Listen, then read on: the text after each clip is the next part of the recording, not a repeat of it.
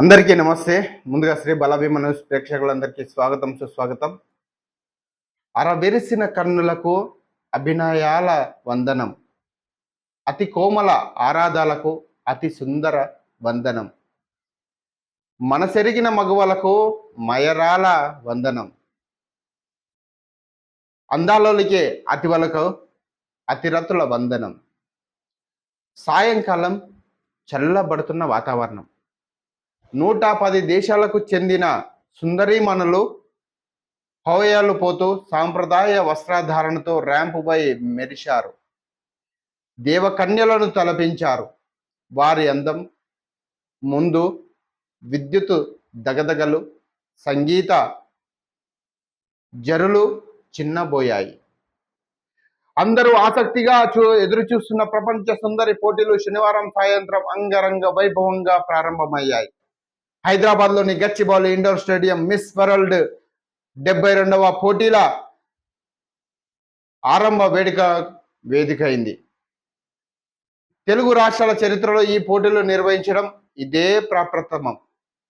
వేడుకలను తెలంగాణ ముఖ్యమంత్రి రేవంత్ రెడ్డి ప్రారంభించారు.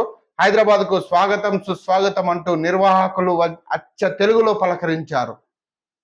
రామాచారి శిష్య బృందంలోని 50 మంది గాయకులు అందశ్రీ రచించిన రాష్ట్ర గేయం జయ జయ హే తెలంగాణ జనని జయ కేతనం ఆలపించారు.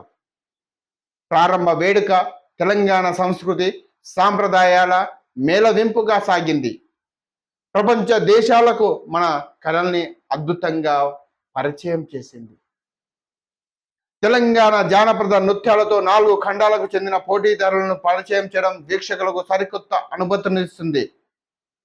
కోయ కళాకారులు లాటిన్ అమెరికా దేశాల పోటీదారులకు ఆహ్వానం పలికారు. తొలుత అర్జెంటీనా కంటెస్టెంట్ ర్యాంప్ పైకి వచ్చారు. అనంతరం గొండు తెగకు చెందిన గుస్సాడి నృత్యంతో ఆఫ్రికా ఖండంలోని దేశాల పోటీదారులను ఆహ్వానించారు.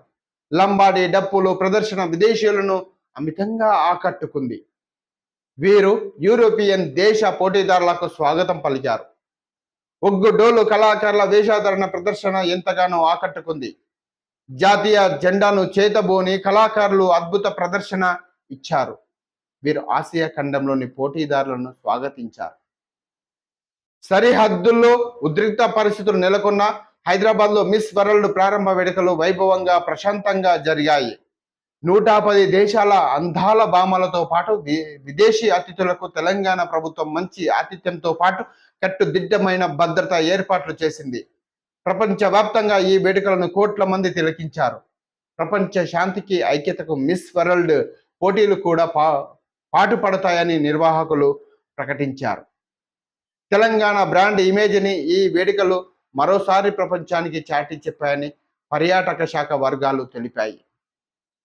111వ శతాబ్దానికి చెందిన పేరుని నృత్యం పోటీలకు ప్రేరణగా నిలిచింది. దీన్ని 250 మంది నర్తకీమణులు వేదికపై అద్భుతంగా ప్రదర్శించారు. కంటెస్టెంట్స్లో అందరికంటే చివరగా మిస్ వియత్నాం ర్యాంప్ పైకి వచ్చారు. కార్యక్రమం చివరిలో అందరూ కలిసి తమ తమ జాతీయ జెండాలను చేతబట్టుకొని వచ్చారు. చివరిలో మిస్ ఇండియా నందిని గుప్తా 3 రంగుల జెండా పట్టుకొని వచ్చారు.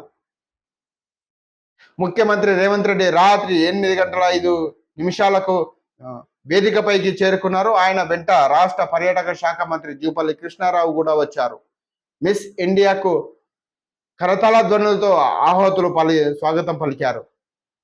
జనగణమన జాతీయ గీతాన్ని ప్రారంభ వేడుకల్లో పాడారు. సరిహద్దుల్లో దేశం కోసం పోరాడుతున్న సైనికులకు వారి ధైర్య సాహసాలకు ఈ సందర్భంగా నిర్వాహకులు సెల్యూట్ చేశారు. కార్యక్రమం చివరిలో మిస్ వరల్డ్ గీతాలాపన చేశారు. తెలంగాణ జరూర్ నా ఆనా నినాదంతో కార్యక్రమం అంగరంగ వైభవంగా ముగిసింది. ముఖ్యమంత్రి రేవంత్ రెడ్డి ప్రపంచ సుందరి పోటీలను ప్రారంభించడంపై మొదట్లో సందేహాలు నెలకొన్నాయి. సరిహద్దుల్లో ఉద్రిక్తల నేపథ్యంలో ముఖ్యమంత్రి పాల్గొనే అవకాశం లేదని అంతా భావించారు. కాన్పుల విరమణపై ప్రకటన రావడంతో సీఎం రేవంత్ రెడ్డి పర్యాటక శాఖ మంత్రి జూపల్లి కృష్ణారావు పోటీల ప్రారంభ కార్యక్రమంలో పాల్గొన్నారు.